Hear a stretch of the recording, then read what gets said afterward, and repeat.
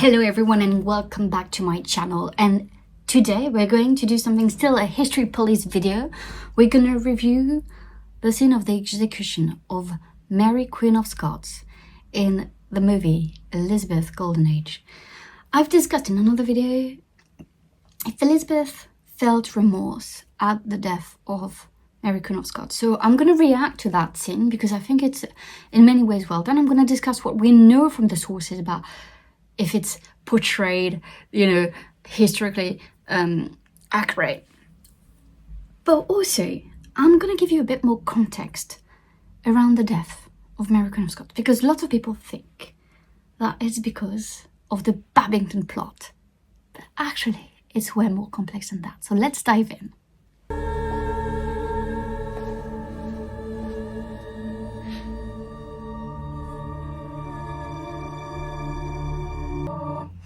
Okay, so here we have a very good and interesting parallel between Elizabeth, like she's not feeling well, and Mary facing her fate. And I like this parallel. Well, obviously here, we can't know if on the day Elizabeth was like this, but what we know is that she was reckless around the death of Mary Queen of Scots. So that is historically accurate.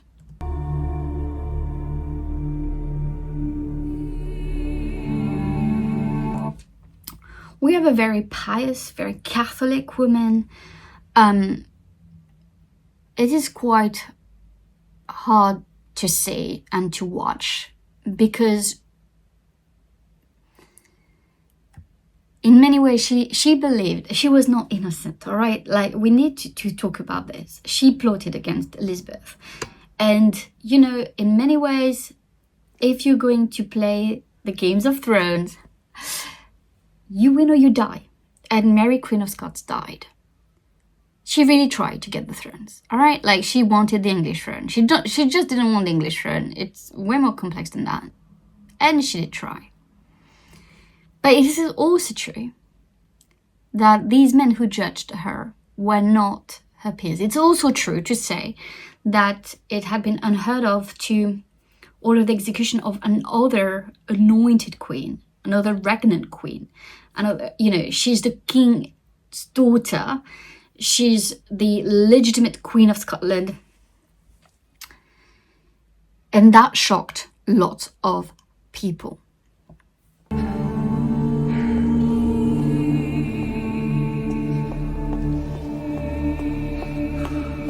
So here we still have the music, you have the feeling Elizabeth is not feeling well.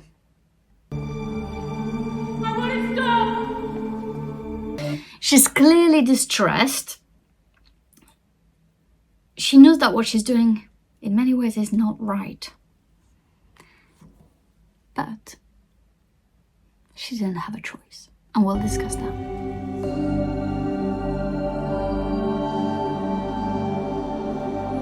Mary Queen of Scots, facing her fate, really.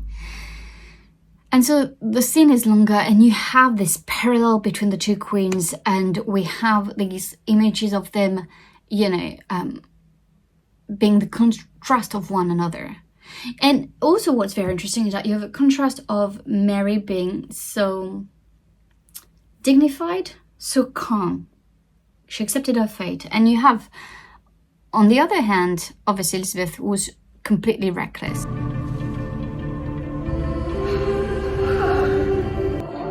Is that guilt? Probably. Some sort of regret and guilt, yes, I would imagine so. So what I like here is that we have this scene where obviously Mary is looking at the throne she really wanted and is dying for. So in the show we show, or in the movie we show that actually it was one blow and it was fine. That's not how it happened. It went on her back at first. They had to take it off, and the record is that she screamed out of pain. We can imagine why and how. Absolutely dreadful. And then they had to do it again. In the end they did it, but it was not as It was not smooth. It was not pretty to watch. It was actually gruesome and absolutely disgusting. It was a very difficult end. We cannot say that Mary Stuart left this world with peace. Absolutely not. Now, in that scene, it's very interesting to have them in parallels, and you don't have, in many ways you have two losers, because you have one that is losing her life. She's much more dignified, she's much more calm, she's accepted her fate. The other one is completely reckless. She eventually regret her decision. I think she was extremely tormented. I think all of this is actually historically accurate. And it's actually really well done in that movie. You have like the humanity of both women. And with Mary looking at the throne at the end, I find it extremely powerful, because it is the throne she wanted, that she tried to get for herself for so many years. And it's the reason, the fact that she wanted that throne is the reason why she's dying, on the 8th February 1587. And having that is so beautifully done, so beautifully showed in that scene, in that movie. They've done it so perfectly, and I feel like they show the women behind the queens. Now, let's go into the history of it all. We all believe that it's because of a Babington plot, and Mary was definitely involved in the Babington plot. All right, there's no doubt about her involvement in it. There's no doubt about her involvement in the Throckmorton plot, in the Riddlesfield plot, in the Northern Rebellion. You can go back and go back and go back. But what really triggered Elizabeth was actually not even the trial. In the trial in November 1586, Elizabeth is still not convinced that she should sign the warrant, the execution. She's still the death warrant. She's still thinking that there's a way, because she's done that for 19 years, to just pretend there was no problem, that she could forgive her, that she could keep on going on like this. The problem was that the plots were getting more and more intense. Not just that, her enemies were getting stronger and stronger. And it's something that the people in our government, mostly Cecil and Sir Francis Walsingham, were very aware of it. They had, in many ways, to get rid of Mary. But even with the trial, even with the evidence that some of them manufactured based on kind of what they knew, because what you have to understand is that Mary, Queen of Scots, was extremely intelligent. She had many networks of spies and many networks of political influence all over Europe. And so it was very hard to get proof against her. Also, the men who worked for Mary were extremely loyal to Mary.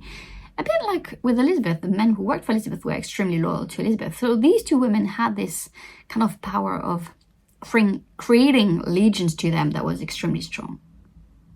But something happened in January 1587 that changed everything for Mary, that forced Elizabeth to sign the warrant. In December, Elizabeth drafted Mary's death warrant,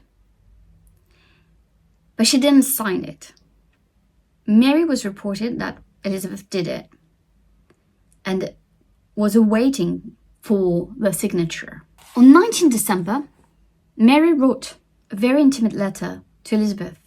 I know that you, more than any other, ought to be touched to the heart by the honour or dishonour of your race and of a queen, the daughter of a king. Then, madam, by the honour of Jesus, under whose name all powers obey, I require you to permit, after my enemies shall have satisfied their desire for my innocent blood, that my poor desolate servants altogether may carry away my body to be buried in holy ground, and with some of my predecessors who are in France, especially the late Queen, my mother. A few things about that. It is probably one of the rare letters where Mary, Queen of Scots, agrees that Elizabeth is a daughter of a king, that she's a queen. Here she gives her title, she gives her all power. She rarely did that in most of her letters to Elizabeth. Because for a very long time, she kept not recognizing her legitimacy. And that's why, and what, put her, quite frankly, in a position, in a prison, in England, for so many years. She continued with words that she hoped would resonate with Elizabeth. Before God, I give you no blame, but may God cause you to see the truth of all after my death. The truth is, Elizabeth did see that Mary had always been plotting against her. More interestingly, Mary returned a ring that Elizabeth had sent her years ago as a token of affection when she first fled to England. Concluding her letter, she begged one more time. I entreat you again and require you, in the name of Jesus Christ, out of respect for our consanguinity and for the sake of King Henry VII, your ancestor and mine, and by the honour of the dignity which we have held and of the sex common between us, that my request may be granted to me. Mary, Queen of Scots, was also a Tudor, as what she was talking about in that letter to Elizabeth. Unfortunately for Mary, Elizabeth will never accept her request and will not send her body back to France. I think in many ways it was too risky. Which envoy would have sent back the body in France, how the Guises would have accepted it. And also, let's not forget, we're in the middle of the 8th religious civil war in France, and the Guises are trying to get a throne for themselves, the French one. So it was too chaotic in many ways for Elizabeth to accept Mary's request. Also, it meant moving the body through the country, then through, the channel. It was just too complicated, and also could risk to make her even more of a martyr and a symbol of injustice by Mary's supporters. So it was not in Elizabeth's interest. But as I said, the death warrant in December 1586 is still not signed, and Elizabeth must have been hesitating when she received that letter. But that hesitation was put to an end by the French. In January, there was another murder attempt on the life of Elizabeth, and this time the connection was with the French ambassador, Guillaume de l'Aubépine, and one of his secretaries, Détrappe. There were other conspirators, such as William Stafford, younger brother to Edward Stafford, ambassador in France, and who had lots of links and bonds with the Guises family. De l'Aubépine and Détrappe were Guisards. What I mean by that is that they were Guise supporters. They were Mary, Queen of Scots supporters. Détrappe managed to escape, but their conspirators, their allies, started talking, notably Stafford and a man named Michael Moody. William Stafford was interrogated / tortured, obviously as you do in Tudor England, and disclosed that him and Moody had been recruited by the French to make a last attempt on Elizabeth's life. Guillaume de l'Aubépine, the French ambassador, obviously denied all charges and said it was not true. He complained about his arrest to Henry III, and all his papers and ciphers had been taken away from him. Elizabeth sent a special envoy to France with a letter where she was really angry at Henry III for not sending a real ambassador to England, for sending someone so close to the Guises, so close to Mary Stuart that he didn't see it. She's telling him off. It's not a good time for Henry III, but Henry III is actually going to choose Elizabeth's side, but he's going to ask her, he's going to beg for Mary's life. Not because he cares about Mary, but because he could not afford to have the Guises even more problematic in France. And it's exactly what's going to happen. The whole political turmoil between France and England in January 1587, where Elizabeth, is going to ask for Détrappe to be brought back to England, when she's going to ask for all ciphers, for any evidence to be given. And Henry III, having his hand tight, he wants to help her in many ways. He knows the Guises are not in his favor. At the same time, he's extremely scared of them, especially at that time. And The whole story is in my book, Blood, Fire and Gold. It is so interesting that so many people kind of overlook what happened in January 1587 because it's why. At that time, Elizabeth is like, all right, I will sign a death warrant. And she did. So yes, I really like that scene. I really like that conflict. I really like the fact that she was still tormented in that scene. But I also like when people explain why exactly Mary, Queen of Scots, was ultimately executed for treason. I really hope that you enjoyed that video. Let me know in the comments if you knew about that story about Guillaume de l'Aupépine and Détrappe and how they plotted against, once more, against the life of Elizabeth I. Thank you so much for watching. Bye!